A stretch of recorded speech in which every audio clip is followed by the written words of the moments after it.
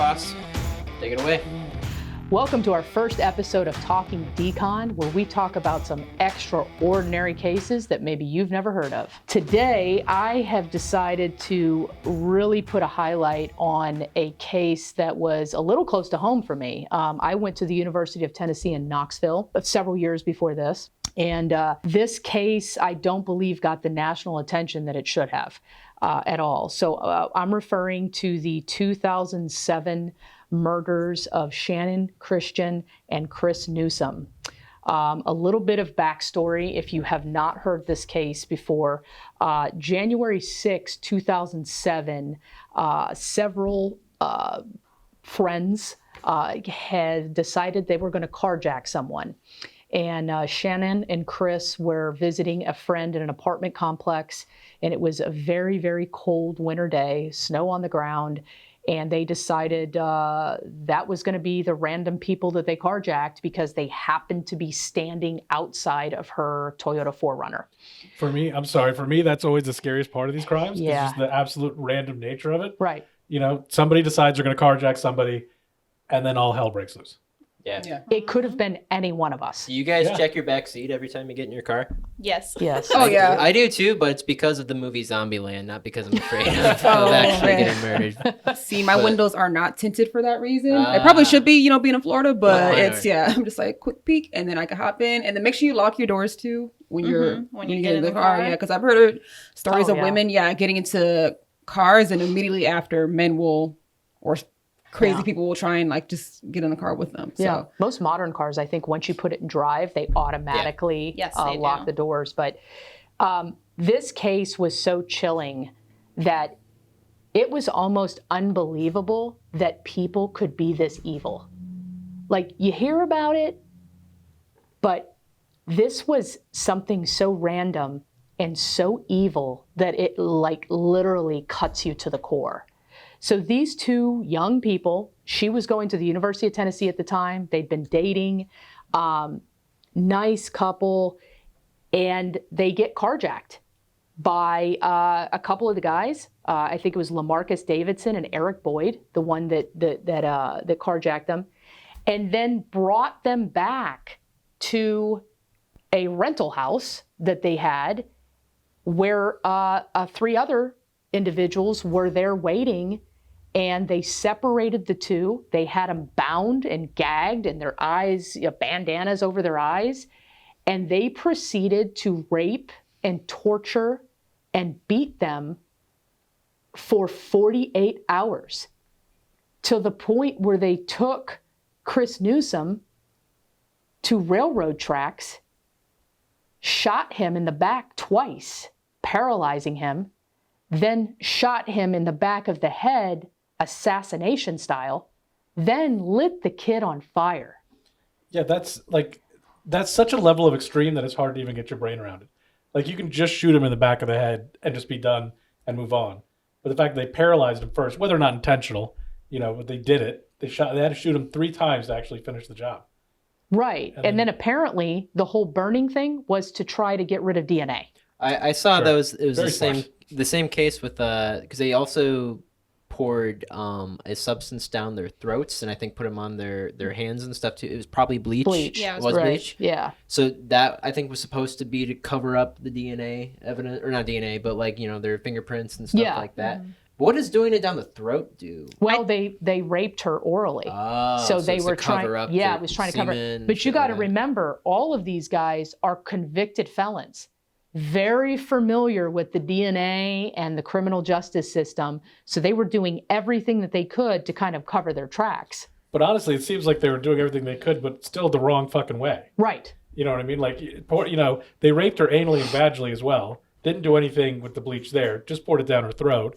Not that I'm thrilled that they're so terrible at what they do. Right. At least they got caught. But they know enough to. They know they should cover it up, but they have no idea how to do it. Right. But at what point do you think it turned into more than a carjacking? What happened? They explained it. So what happens was they were gonna just throw them aside and take the car. That's explicitly what they stated. But then headlights kind of showed up and they got spooked. So they pushed them in the car, took it, and then ran off and then threw them in the back seat. So it was the appearance of someone else scared them because they thought they were going to get caught. But the way it escalated, though, to me, it's just like they could have just dropped them off. Yeah, somewhere else. But it turned into something so horrible, you know? It's just and it drawn out. They drew it out. Like they didn't have to do that. Just like, oh shit, we did this, panic and change course. 2 days passed by. There's very little I want to do for 2 days. No shit. Yeah. You know, and there's somebody in that group had to have this plan in the back of their head. They're saying LaMarcus Davidson was the ringleader, and he did. Now, he had just got out of prison for carjacking, strong arm robbery. Like, the guy is a career criminal. And if you look at him, he's void of any humanity whatsoever. So the guy is like on PCP, and he decides, you know what? I'm going to go carjack somebody. And then it just accelerated to torturing these kids to the point where they must have come off of this stuff 48 hours later and thought, we got to get rid of the bodies now. Yeah, they had to have. So Eric Boyd took Chris to the railroad tracks along with somebody else, finished it there. They come back and they see LaMarcus Davidson putting Shannon in 5 garbage bags, still alive after they poured bleach down her, shoved her in a normal, like, brute garbage can, and only then did she die of suffocation. Her throat's burning. She's terrified. Can't see anything. And it's, you know, I'm hearing kind of from inside sources that they think that her back was broken in order to fit her inside of this garbage can. So while she was alive, they broke her back. Yes. While her throat's on fire, while she's, you know, already probably just beaten the hell. Yes. Oh my God. So she's been tortured, raped for 2 days straight. Believe it or not, there's a female in all of this. Vanessa Coleman is the girlfriend of Latavius Cobbins. And her part in this is not only standing by and assisting, she beats Shannon so brutally that she has a hematoma in her vaginal area. She kicks her and beats her so brutally. And then she helped LaMarcus Davidson put the body in this trash can. And that's where her body was found. So, quick question. Were they all on drugs or was it just LaMarcus? They were all on PCP. Okay. And then smoking weed and stuff. And just normally, no one had a job. It was just kind of, this was their way of partying and having fun. Partying and having fun. Oh my gosh. So ready for how they got caught. Okay. So the stolen Forerunner is identified. The fingerprints from the Forerunner led them to the rental house, which led them to her body. Simultaneously, the railroad conductor calls in a burning body on the tracks. It was still on fire? Yeah. So how soon was it identified? Like after? How soon did they Within get the caught? 48 hours. Right after the 48 hours, they kill him first. Mm-hmm. Then they go back and stuff her in. They all haul ass. And then, bam, the police find her Forerunner parked in front of that house. And then she called her, in the document, it stated that she called her parents, or they let her call someone at least home to kind of state, like, hey, I'm okay, to kind of... Like, get them off their tracks. Get them off the tracks. Yeah, so delay it, so they could delay. The thing is with that, like, I learned from this case now, and it's really sad that I feel like people have to do this, but like in that instance, I feel like people need to establish like a safe code just in case something happens. Yeah. Just like a weird, I think that's a great idea. Not really obscure statement or something to say, but I'm definitely going home when I talk to my mom and stuff doing that, because this can literally happen to anyone. And it's so sad that this is the world we live in. I agree.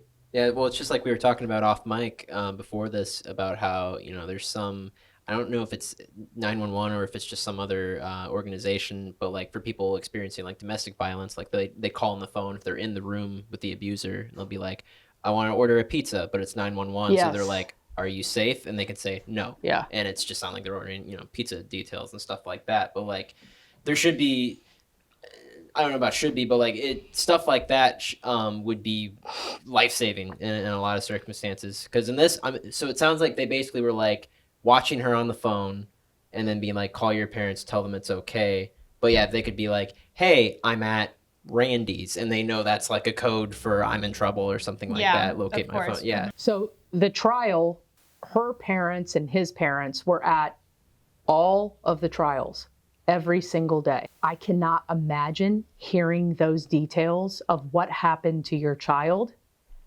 And, you know, I watched Latavius Cobbins talk about what happened. And of course, it was a big lie, essentially, that his brother was on PCP and he was just doing what he was told.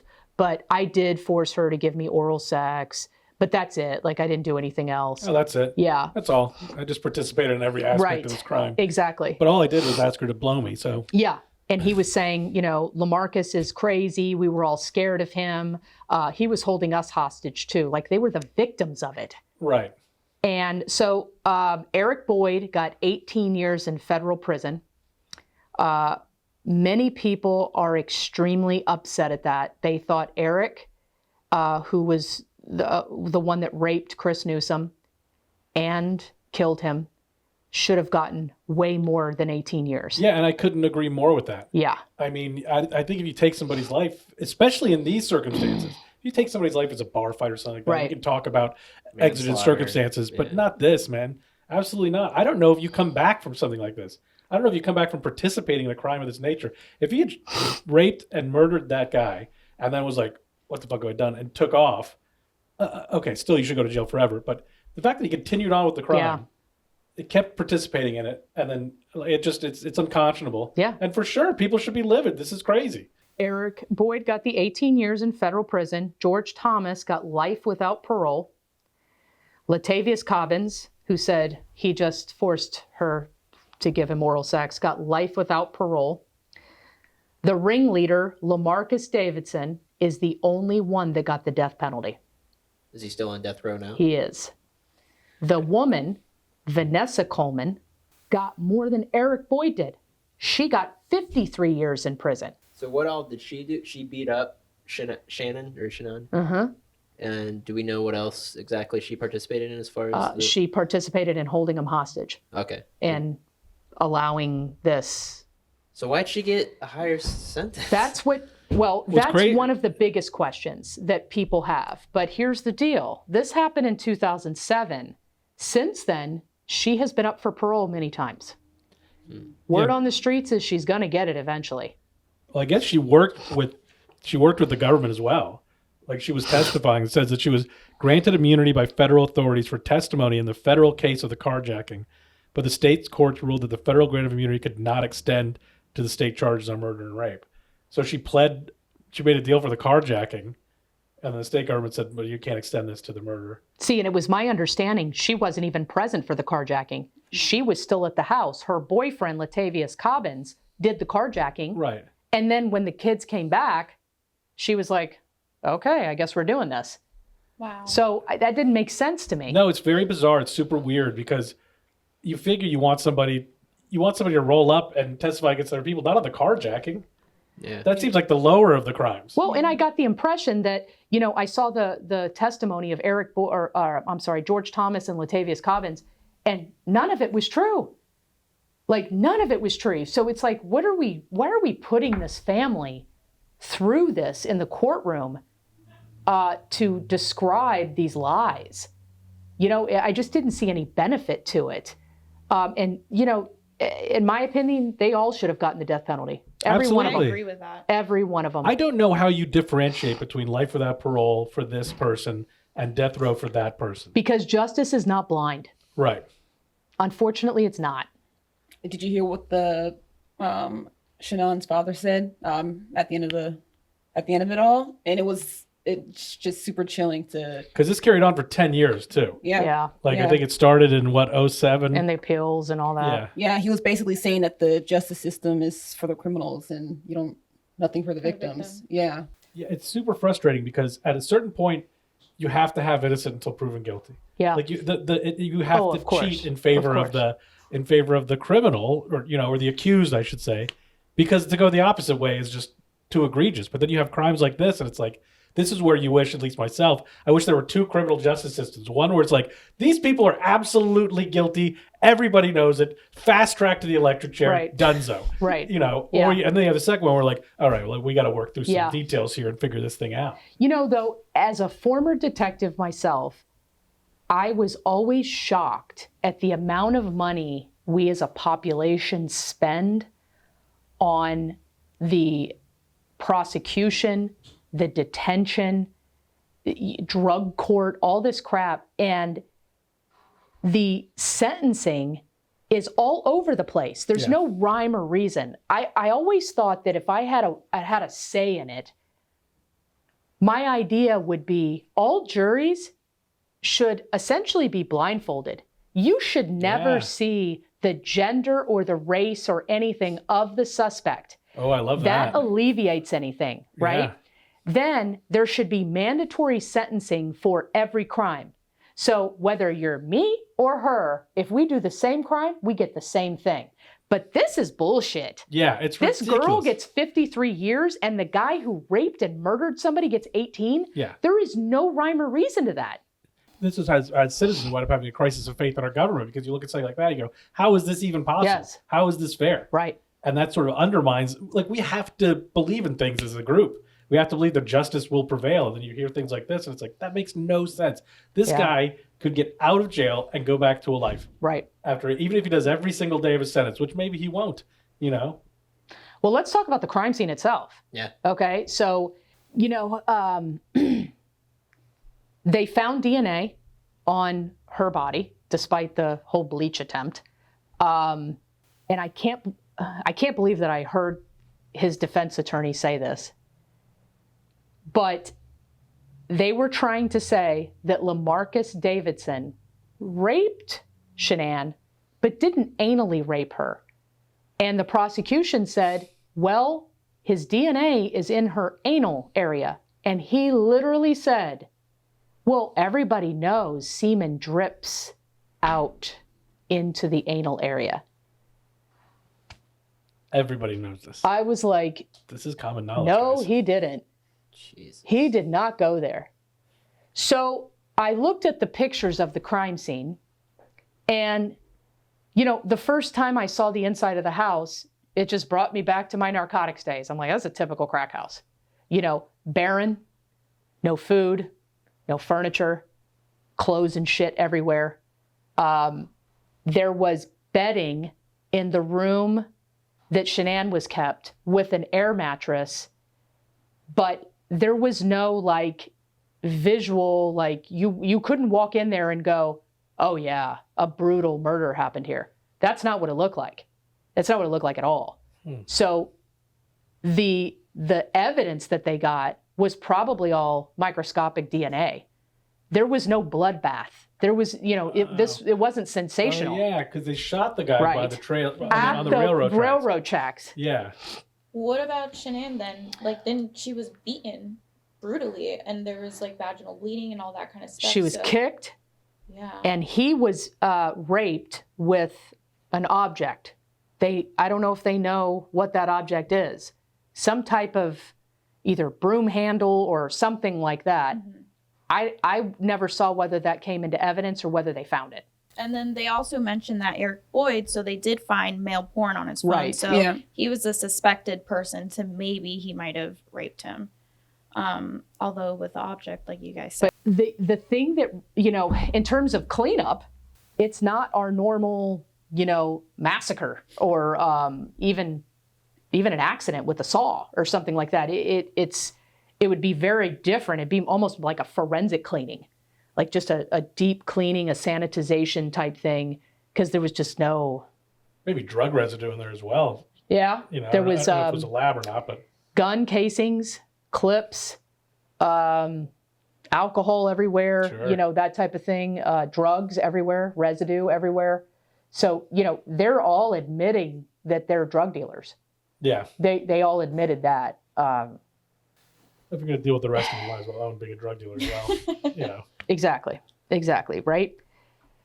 But the thing that I think, and I don't know if you guys saw this, there was a documentary done on the family, and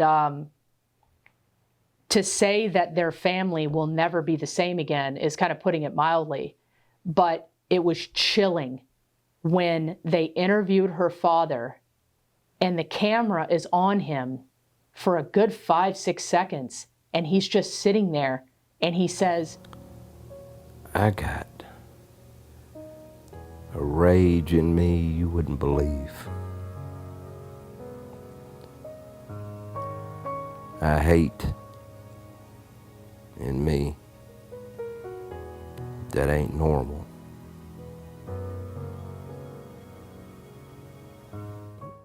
To live with hate is heavy, man. Yeah. Heavy. It definitely is. It'll own you. I saw a story online. So pretty much what happened was they had kids, they like to sleep over. They're younger kids. Mm-hmm. So someone took their kids to their friend's house to sleep over. And then the kid came back the next day and was like, their dad did something to me.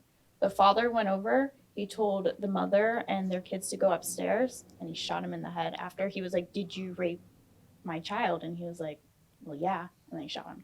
Who did that? That was the father of the kid that got raped. Which is kind of, I feel like if her dad had the chance to. Oh, absolutely. Oh, yeah, definitely it'd be one of those I don't know anybody who wouldn't. Yeah, you just, like, it's one thing to be the victim of murder, to have a family member be the victim of murder. This is so past egregious that it's really the only justice that's warranted in this situation. Like, I'm not. Yeah, I agree. And I don't, I don't understand. I can't comprehend the strength that it takes to sit in a courtroom with these people and to not leap over the railing and take a run at them. Do you guys? I'm sorry. Go ahead. I was just gonna say, do you guys remember? It was a year or two ago. The gymnastics coach, the Olympics gymnastics coach, Nasser. Yeah. Did you? At Michigan. Right? Yeah, I think so. Yeah. It wasn't on Olympics. Yeah. Mm-hmm. Yep. Okay. Olympics too, but he was also from Michigan. Oh, okay. Yeah, so it was just the sports. Double whammy. Yeah. Okay, so there's video from that trial of one of the parents of the victims. And, he's in the box, the dad can look right at him. And the dad asked the judge, before they're wrapping up, he's like, can you grant me one thing? Can you grant me 5 minutes alone in a room with that man? And the judge kind of giggles and is kind of like, no, sorry, we can't do that. And then he's like, how about 1 minute, 30 seconds? And he's like just trying to haggle with him. And the judge is like, sir, I understand. Absolutely, and empathize with your position, but yeah, we have rules, we have laws, we can't do that. And then the dad goes, okay, and then he just leaps over and he tries to get to Nasser and tries to beat the shit out of him. Everyone, of course, erupts and tries to stop him and stuff. But they're watching that video. You're kind of like, yeah, you're so close. Yeah. You're so close. Exactly. You root for him. We're all you root for him. Yeah, we're all rooting for him. This was the 80s, I believe, and there was a man whose son was molested, and it was molested. I don't know if it was a murder as well. And they had arrested this perpetrator outside of the state room. They flew him back in. And there's video of it. He's walking through the airport, and the father is standing by a bank of payphones. This is how long ago it was. And he had a gun on him. And as soon as the guy walked by, he just came up behind him and just shot him. And I don't know what wound up happening with that case, but it's like, I wouldn't be surprised if that guy just got time served. I was just going to say, I would venture to say, if Eric Boyd gets out, because he's not an old man. Right. 18 years isn't a lot. No. And if Vanessa's been up for parole twice already and she gets out, I would say Daddy's going to take revenge. Yeah, and I also don't think that a jury would convict him. Probably not. Probably not.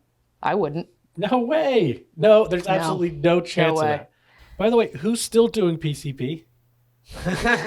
There's no drug that has worse PR than PCP. Yeah, I don't know who does it or why. When I was in narcotics, it was very commonly dipped. Cigarettes would dip in PCP, and that's how they would do it. Yeah, every story I hear about, nobody ever says, "Oh, I woke up feeling great after a night of PCP." It's mostly young men that are doing it. It's just it was wild. Like we were talking about it a little bit before we started, where it's like there's a story, Big Lurch, the rapper, who years ago got high on PCP, attacked his roommate, ate parts of the roommate. I mean, what?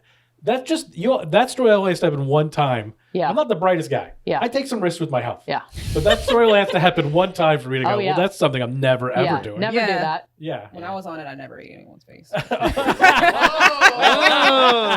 on that note. Yeah. We hope you guys enjoyed our first episode of Talking Decon. We enjoy diving into these stories, and we want to hear from you. Are there any crazy murder mystery type stories that are in your community that maybe didn't get a lot of press that you'd like us to look into? Comment below because we want to hear from you.